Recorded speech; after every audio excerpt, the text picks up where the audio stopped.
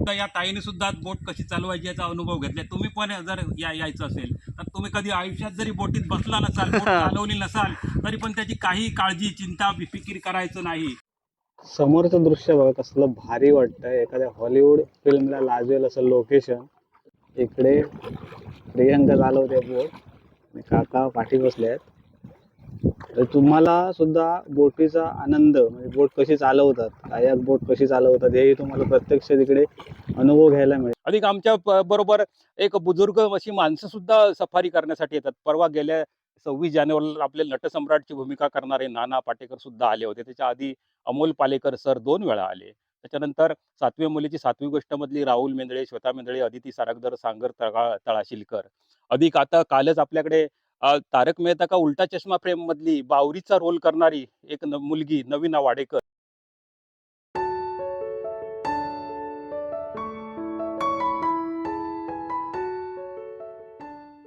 कोकणात राहून अनेकांनी आपला उदरनिर्वाह सुरू केला आहे. याची अनेक उदाहरणे तुम्ही पाहिली आहे. परंतु गेली 20 वर्षे वाडेकर काका या नावाने कांदळवन सफारी आणि जानेवारीपासून सुरू केलेली कायाकिंग आजच्या या व्हिडिओच्या माध्यमातून आज आपण पाहणार आहोत.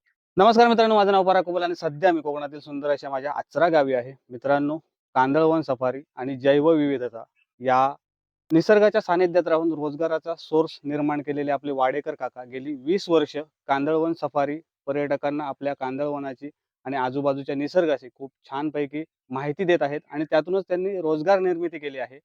आज मी त्यांच्याकडे कायाकिंगसाठी आलो आहे आणि कायाकिंग कशी केली जाते, का करावी, या निसर्गाची माहिती, हे कांदळवन जे आहे ते आपल्या निसर्गाशी कसं समतोल राहतं, कसं एकंदरीत वातावरण निर्मिती करतं आणि निसर्गाला का पोषक आहे कांदळवन, या संपूर्ण कांदळवनाची आणि कायाकिंगची त्यांच्याकडून माहिती घेणार आहोत. आज त्यांचं वय आहे 62 वर्ष आणि गेली 20 वर्ष ते हा व्यवसाय करतायत.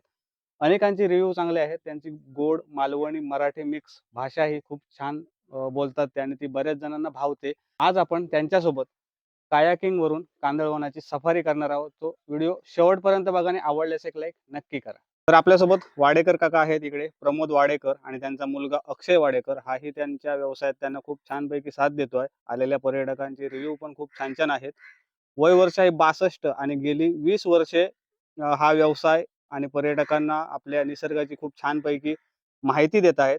तर त्यांची सुरुवात कशी झाली आणि एकंदरीत सुरुवातीचे दिवस आणि आतापर्यंत गेल्या 20 वर्षात पर्यटकांचा जो रिस्पॉन्स आहे तो कशा पद्धतीने आहे ते जाणून घेऊया. हां, नमस्कार. मी वाडेकर काका किंवा प्रमोद वाडेकर, आचरा जांभरुलवाडी. आणि गेले 20 वर्ष आम्ही ह्या कांदळवन कक्ष किंवा कांदळवनामार्फत चे काम करतो. आम्ही वर्ल्ड मँग्रोव्ह सोसायटी किंवा शिवाजी युनिव्हर्सिटी कोल्हापूर आणि कांदळवन कक्ष मालवण यांच्या मार्फत आम्ही हे आता मँग्रोव्ह कॉन्झर्वेशनचं काम आणि पर्यटन ह्या दोन्ही गोष्टी करतोय.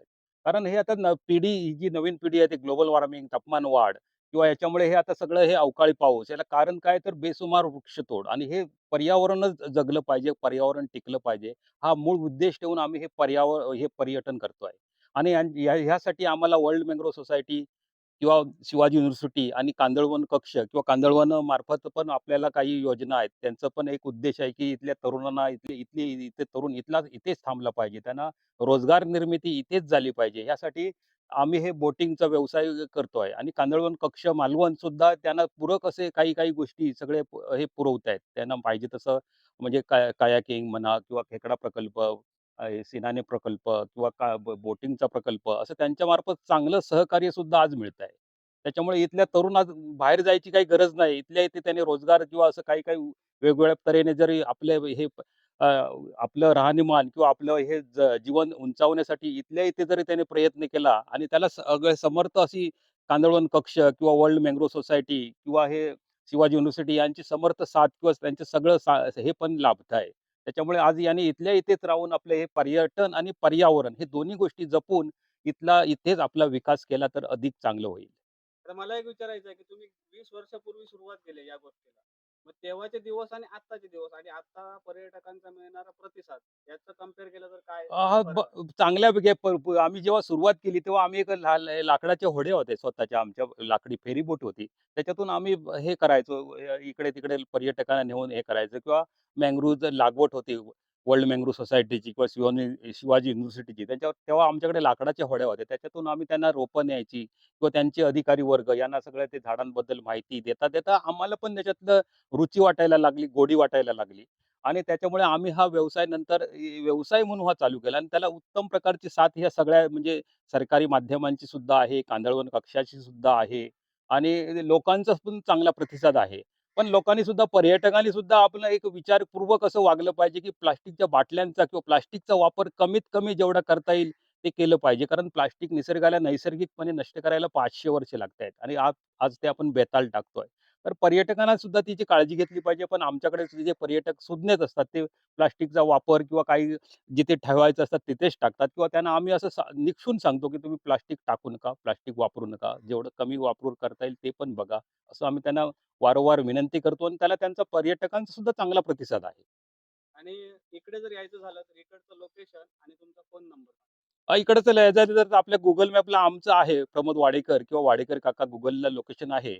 अधिक आचरा जांभुलवाडी हे आमचं राहण्याचं ठिकाण आहे. तिथूनच आपल्या बोटीची फेरी निघतात आणि कणकवलीवरून एक साधारण 35 किलोमीटर आहे आणि मालवणपासून 20 किलोमीटर आहे आणि देवगडपासून पण साधारण तेवढंच आहे आणि आपल्याला जवळचं एक आता नवीन एक सोय जाते ती चिपी विमानतळ. तिथून एक साधारण 40-45 किलोमीटरचं अंतर आहे आणि आपलं Google मॅपसुद्धा आमचं आहे. आमचं स्वतःचं घरीपर्यंत गाडी आपली स्वतःची पार्किंग आहे. अधिक आमचे खाली नंबर आहेत 82 75 36 61 36.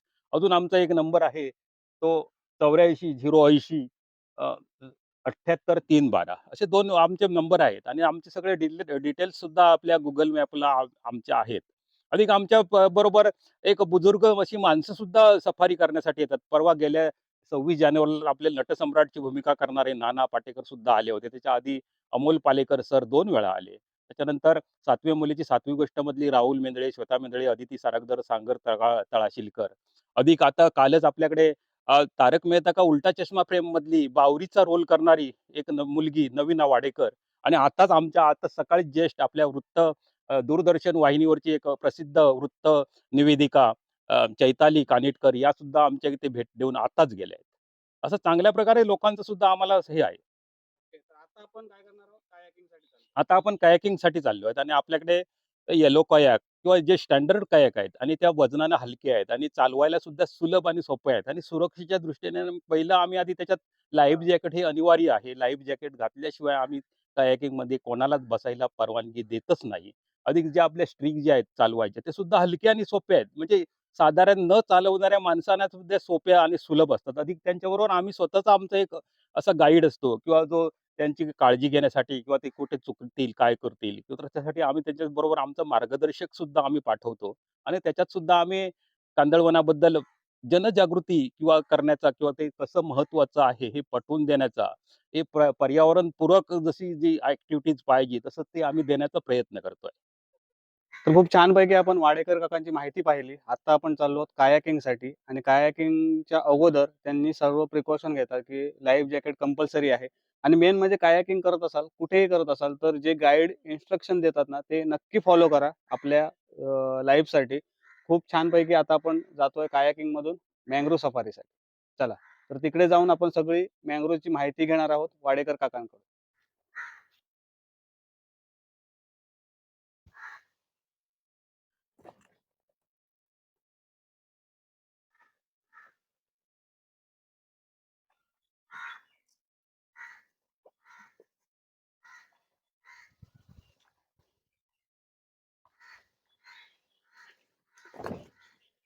आता सगळ्यात आधी लाईफ जॅकेट महत्त्वाची गोष्ट.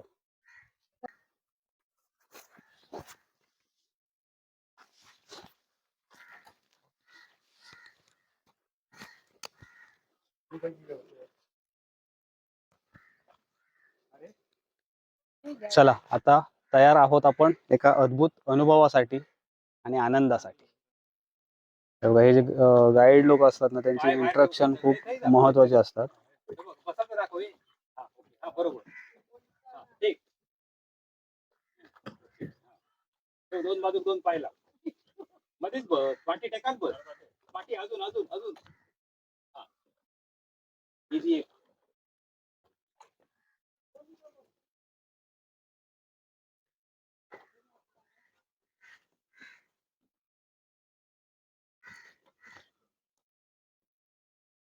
इकडे काका आणि प्रियांका बसते आहे, मी आणि अक्षय बसणार.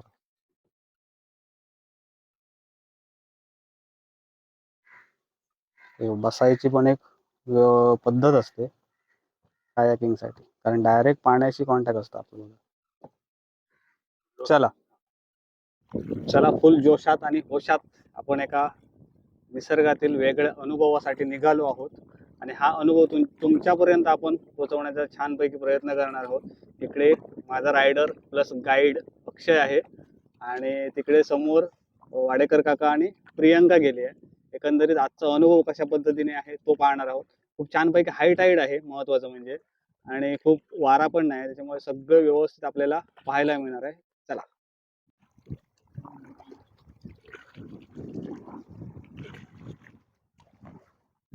इकडे प्रियंका चालवते बोट, काका पाठी बसले आहेत. तर तुम्हाला सुद्धा बोटीचा आनंद, म्हणजे बोट कशी चालवतात, कायाक बोट कशी चालवतात, हेही तुम्हाला प्रत्यक्ष तिकडे अनुभव घ्यायला मिळेल. फक्त इन्स्ट्रक्शन फॉलो करत राहायचे.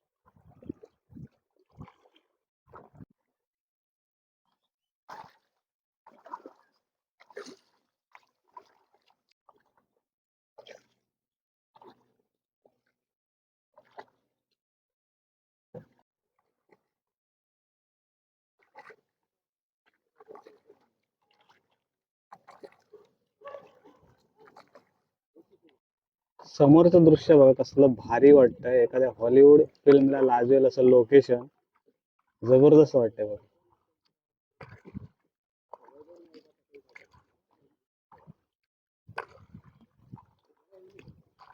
तर आता आपण थोडं आतमध्ये आलो आहोत मँग्रोव्ज मध्ये, आणि वाडेकर काका छानपैकी माहिती सांगणार आहेत. बघूया. हा, आता आपण आलो आहे ते आचऱ्याच्या कांदळवनामध्ये किंवा खारफुटीच्या जंगलामध्ये, आणि हे जंगल आहे साधारण हे 210 हेक्टर मध्ये पसरलेलं आहे, म्हणजे साधारण 600 एकर मध्ये. आणि आपल्या भारताच्या पूर्व किनारपट्टी आणि पश्चिम किनारपट्टीवर मिळून 59 प्रजाती आहेत. तर आपल्या आचऱ्यामध्ये वनस्पतीच्या 9 कुळातील 20 प्रजाती आहेत, आणि काही प्रजाती इथेच सापडतात. एक झायलोकार्पस ग्रेनाटम आहे, त्याला मराठीमध्ये बेलांडा म्हणतात. सायनिमेट्री इरापो आहे, आणि अन्य झाडांच्या तुलनेने ही झाडं 6 पट जास्त कार्बन डायऑक्साईड वायू स्वतः शोषून घेऊन शुद्ध ऑक्सिजनचा पुरवठा करतात. त्या शेंगा दिसतात त्या झाडांच्या बिया आहेत त्या, आणि त्याची निसर्गाने अशी रचना केली आहे की खालून त्या टोकदार आहेत, त्या जमिनीत खाली पडल्या की आपोआप खाली रुततात आणि परत झाड तयार होतं. मनुष्य लावेल अशी निसर्गाने वाढ बघितलेली नाही. त्याला आपण मराठीमध्ये कांदळ म्हणतो, तर या झाडाचं बॉटनिकल नाव आहे रायझोफोरा अॅपिक्युलेटा. या शेंगा देणाऱ्या झाडांमध्ये आपल्याकडे 5 जातीची झाडं आहेत. रायझोफोरा अॅपिक्युलेटा आहे, रायझोफोरा मुग्रुंटा आहे, ब्रुगेरा जुमनराइज आहे, सिरियस टॅगल आहे, कॅन्डेलिया कॅन्डेल आहे. त्याच्यानंतर आपल्या बारीक एक पानाची प्रजाती आहे ती वेगळी आहे, त्याला आपण मराठीमध्ये तिवर म्हणतो. तो आहे ॲबिसिनिया मरीना. त्याच्यातली आपल्याकडे दुसरी पण एक जात आहे ॲबिसिनिया ॲपिसोनालिस. अशा विविध प्रकारच्या इथे आपल्याकडे जाती आहेत. याच्या आतमध्ये माशांचं पण अन्न आहे, यांच्या पानात पण माशांचं अन्न आहे. ग्लुकोज आहे, प्रोटीन आहे. ही पानं सुकली की खाली पडतात, पुसतात, त्याच्यात माशांचं अन्न आहे. त्याच्यामुळे जवळजवळ समुद्रातले 80% मासे या झाडांच्या पानात मिळणारे अन्न, सुरक्षित ठिकाण आणि या झाडांची सावली. म्हणून 80% मासे इथे येऊन पिल्लांना जन्म देतात किंवा अंडी घालतात. त्याच्यामुळे खऱ्या अर्थानं मँग्रोव्ज हे माशांचं जन्मस्थळ किंवा पाळणाघर असं म्हटलं जातं. इथे 200 ते 250 पक्ष्यांच्या प्रजातीच्या अधिवासाची नोंद आहे. इथे व्हाईट बेलेड सीगल आहेत, कार्बोनेट आहेत, सँड पायपर आहेत, ग्रे हेरॉनचे काही जाती आहेत, आयबीस आहे, पांढरी शराटी, काळी शराटी, ब्राह्मणी काईट आहे.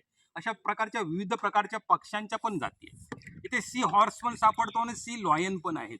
उडं मांजरं सुद्धा आहेत, आणि पानघोडा नावाचा जो हेरिटेजमध्ये मासा आहे, जो आपण फिश टँकमध्ये पण ठेवू शकत नाही, तो पण या खाडीत सापडतो. आणि या ज्या दोन्ही गोष्टी ज्या खाडीत सापडतात ती समृद्ध खाडी, कारण बऱ्याच जातीचे मासे तिथे असतात, म्हणून त्याला समृद्ध खाडी म्हणतात. आणि ही खाडी आहे आचऱ्याची खाडी. जिथपर्यंत समुद्राचं खारं पाणी जातं ती खाडी, आणि त्याच्या पुढची नदी. सिंधुदुर्ग जिल्ह्यामध्ये अशा एकूण 12 खाड्या आहेत. त्या सगळ्या पूर्वेकडे उगम पाहून पश्चिमेकडे अरबी समुद्राला मिळतात. फक्त सिंधुदुर्ग जिल्ह्यात एकच अशी नदी आहे आंबोलीला, हिरण्यकशी. तिचं उगम आहे पश्चिमेकडे, आणि पूर्वेकडे पार ती कर्नाटकात वाहत जाते. आता आपण आलो आहे ते बऱ्यापैकी ह्या कांदळवनाच्या किंवा मँग्रोव्हच्या याच्यामध्ये आलो आहे असं कवर. आणि आता आपण छानपैकी असं सफर करतोय, आणि आपल्याबरोबर आहेत त्या एक कुबलताई, आणि तिकडे आहेत ते अक्षय आणि स्वतः पराग कुबल. हे आपला पण एक कायाकिंगचा आनंद लुटतायत. या स्वतः ताई आणि पहिलीच कायाकिंगची वेळ आहे असं त्या ताई म्हणतायत, आणि त्याने सुद्धा एक कायाकिंग कशी करावी, उत्कृष्ट कायाकिंग कशी करावी याचा सुद्धा त्याने आता त्या पहिल्याच भेटीत आपल्याला अनुभव दिलाय. त्या एक सफाईदारपणे असं कायाकिंगचं हे करतायत. प्रदर्शन करतायत किंवा त्यांनी हे सफारी करतायत. हे बघा, आपण कांदळवनाच्या किती जवळ आहोत ते बघा. आणि वेगवेगळ्या प्रजाती आपल्याला पाहायला मिळतात. तर अक्षय, मला सांग की आपल्या भारतात एकूण या मँग्रोवच्या प्रजाती किती आहेत? भारतामध्ये 59 प्रजाती आहे. हा. इथे सिंधुदुर्गामध्ये 20 प्रजाती स्पेसीस आहेत. इकडे हो, आपल्याकडे आपल्या इथे. म्हणजे ही आपल्या सिंधुदुर्गासाठी एक प्लस पॉईंट आहे की भारतातल्या 59 प्रजातींपैकी 20 प्रजाती ह्या इकडेच आहेत. त्याच्यामुळे तुम्हाला त्याचाही आनंद इकडे घेता येईल आणि छानपैकी वातावरण आहे, त्याच्यामुळे भारी वाटतंय आता इथे. हे बघा, आता आपण बरोबर सेंटरला आहोत आणि छानपैकी आता आतमध्ये चाललो आहोत. इकडे ना ड्रोन पाहिजे, ड्रोन, आणि मजा येईल. आता आपण किती डीपमध्ये आलो होते बघा, एकदम आतमध्ये घनदाट मँग्रोव्जमध्ये. हे बघा, एकदम आतमध्ये.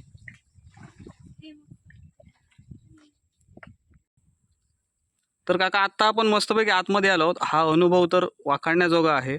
आणि महत्त्वाचं म्हणजे इकडे आलेल्या प्रत्येक पर्यटकाला बोट कशी चालवतात हो. हे सुद्धा तुम्ही दाखवून देऊ शकता ना. प्रात्यक्षिक आता याने सुद्धा, या ताईने सुद्धा बोट कशी चालवायची याचा अनुभव घेतलाय. तुम्ही पण जर यायचं असेल तर तुम्ही कधी आयुष्यात जरी बोटीत बसला नसाल, बोट चालवली नसाल, तरी पण त्याची काही काळजी, चिंता, फिकीर करायचं नाही. आम्ही त्यामुळे तुम्हाला उत्कृष्टपणे एकाच पहिल्या भेटीतच बोट कशी चालवायची याचे सगळं प्रात्यक्षिक सकट सगळं हे अनुभव घेत आहेत. आणि तुम्ही पण एक उत्कृष्टपणे बोट चालवताय. आणि कयाकिंग हा निसर्ग आणि माणूस यांना एकदम जवळ घेऊन जातो. आता आपण बघा किती या ताई निसर्गाच्या जवळ गेल्यात. कयाकिंग हा निसर्ग आणि माणूस यांना एक जोडणारा मधला दुवा आहे. तो बघा कसा निसर्गाच्या, त्याने आता त्याच्या कांदळवनाच्या पानाला सुद्धा त्याने, ताईने सुद्धा हात लावला आहे. हे आणि जवळून त्याचं निरीक्षण करतायत. त्यांना फ्लावरिंग कधी आलंय, कळ्या कधी आल्या आहेत, फुलं कधी आली आहेत, त्याचं ते आता जवळून त्याचं बघतायत त्या. असं कायाकिंगमुळे आपल्याला निसर्ग आणि किंवा खारफुटी किंवा कांदळवनाच्या एकदम जवळ जात आहे. तर मोठ्या बोटीतून थोडं आपल्याला मर्यादा असते, लांबून थोडं हे करावं लागतं. तर कायाकिंग हा निसर्ग आणि माणूस यांना जोडणारा एक दुवा असं म्हटलं तरी गैर ठरणार नाही. छान आहे. हा अनुभव प्रत्येक पर्यटकाला मिळाला तर प्रत्येक पर्यटक हा परत परत इकडे येईल आणि याची माहिती घेईल ना. हो, आणि हे पर्यावरण टिकलं पाहिजे तरच आपण टिकणार आहोत. की वसुंधरा किंवा ग्लोबल वॉर्मिंग याला कारण काय, तर बेसुमार वृक्षतोड. याला त्याच्याचमुळे आता अवकाळी पाऊस, तापमान वाढ याला कारण काय, तर बेसुमार वृक्षतोड आहे. आणि प्रत्येक माणसानं झाडं लावली पाहिजे, झाडं जगवली पाहिजे, तरच ही वसुंधरा वाचू शकेल. आणि आतमधलं लोकेशन कसं दिसतंय ते बघा, एकदम भारीपैकी. आणि किती डीप आहे ते बघा. हे जे क्षेत्र आहे, आतमध्ये आम्ही म्हारे काढायला. हा, आणि ते काका सांगतायत की ह्याच्या आतमध्ये काय, त्याच्या आतमध्ये आम्ही म्हारे किंवा सेल्फिश जे प्राणी असतात, याच्या तर पावसाळ्यात इथल्या लोकांचं उदरनिर्वाहाचं साधन चालतं. हे लो टाईटला कडेला आम्ही बोट लावतो आणि ह्याच्या आतमध्ये म्हारे, ते शिंपले काढायचे असतात, ते काढायला जातो. कुठे कमरे एवढा चिखल आहे, गुडघे एवढा चिखल आहे, त्याच्यातून वाट काढत काढत आतमध्ये जावं लागतं आणि ते शिंपले शोधावे लागतात. आणि हे मँग्रोव्ह हे इथल्या माशांचं जसं जन्मस्थळ आहे, तसं इथल्या लोकांचं सुद्धा उपजीविकेचे साधन आहे. यांच्या पाण्यात अन्न, माशांचं अन्न आहे म्हणून मासे पण जास्त प्रमाणात इथे मिळतात, शिंपले मिळतात, खेकडे मिळतात. त्याच्यामुळे मँग्रोव्हचं संवर्धन हे झालंच पाहिजे. आणि ही ती काळाची गरज आहे. आता इतर झाडांच्या तुलनेने ऑक्सिजन जास्त सोडतात, हा एक वेगळा झाला. तरी पण आपल्याला पोटा पाण्याच्या दृष्टीने सुद्धा मँग्रोव्ह हे कसं, आपली पोटाची सुद्धा, आमच्या इथल्या लोकांची, किनाऱ्या जवळच्या लोकांची पोटा पाण्याची सुद्धा हे मँग्रोव्ह सोय करते आहे. प्रियांका पण तिकडे चालवते आहे. आणि हा एक नेक्स्ट लेवल अनुभव आहे सर्व पर्यटकांसाठी, म्हणून इकडे यायचं कायाकिंगसाठी.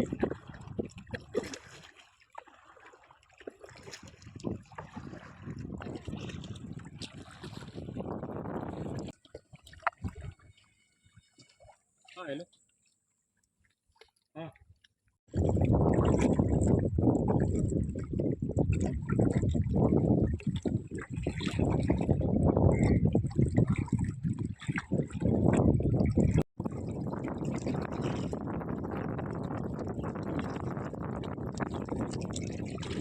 अक्षयजन आहे ना, हे रोजचं काम असल्यामुळे मी छानपैकी शार्प कायाक चालवतोय बघा. आणि शेवटी अनुभव लागतो कुठच्याही गोष्टीसाठी.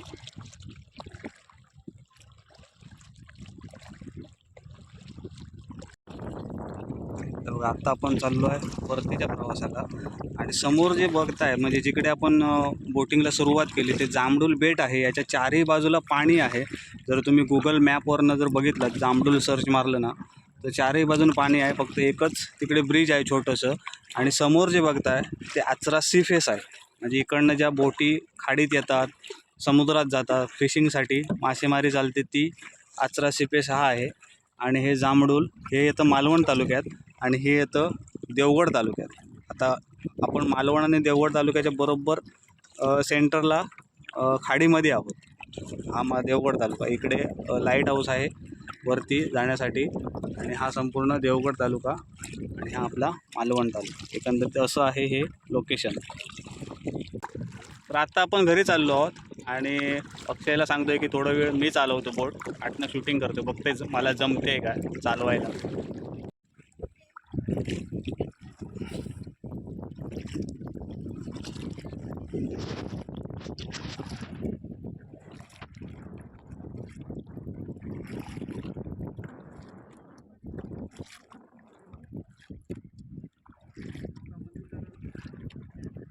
प्रियंका आता शिकली बऱ्यापैकी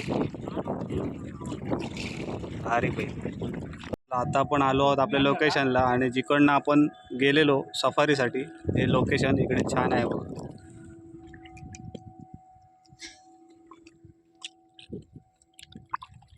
चला बघ टेकली एकदाची जमिनीला पाय आणि तिकडे प्रियंका आहे. अजून हाऊस पिटत नाही आहे. अजून जाऊया म्हणता.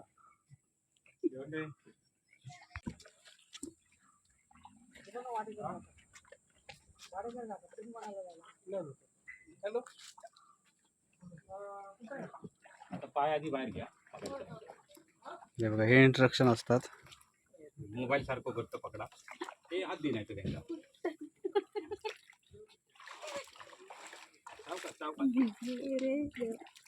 आता आपण जस्ट इकडे आलो आहोत आणि आता इकडे काही पर्यटक आले आहेत जे बोट सफारी आणि कायाकसाठी आले आहेत. हे दिवसभर यांचं चालूच असतं आणि छानपैकी माहिती देतात ते महत्वाचं आहे.